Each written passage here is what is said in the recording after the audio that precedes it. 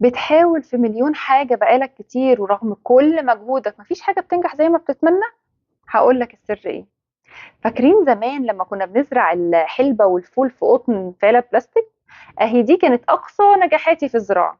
بحب الزرع قوي ودايما بحاول ازرع في البيت، وانزل اجيب الزرع واشتري البوتس وامشي على التعليمات بالواحدة. وبعد شوية الزرع يدبل ويموت.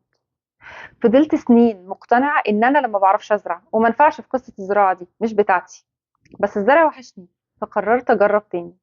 المرة دي نزلت جبت زرعة واحدة بس، واديت لها كل انتباهي. تابعتها كل يوم، سقيت وراقبت واهتميت.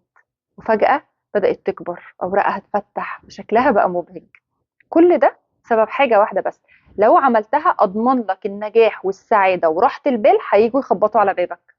التركيز. لما بتركز في حاجة واحدة بس، دماغك بتبقى معاها، بتفكر فيها، بتلاقي حلول، بتطلع أفكار ما كانتش تخطر على بالك قبل كده وبتنجح فيها. لكن لما بتشتت نفسك في 50 حاجة في نفس الوقت مع بعض، بتتعب وبتقف مكانك.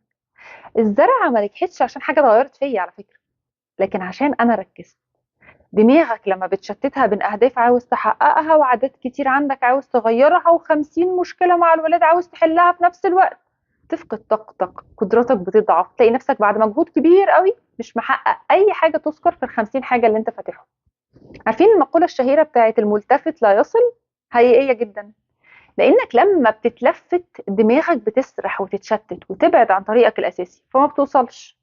فامسك كده ورقة وقلم دلوقتي وجرب تركز على حاجة واحدة بس، عادة واحدة، صفة واحدة، مشكلة واحدة، واكتبها قدامك وسيب دماغك تشتغل عليها بكل قوتها. هتلاقي نفسك بتقطع فيها مسافات ما كنتش تتخيل انك توصل لها قبل كده. وقولوا لي في الكومنتات ايه الحاجة اللي قررتوا تركزوا عليها الفترة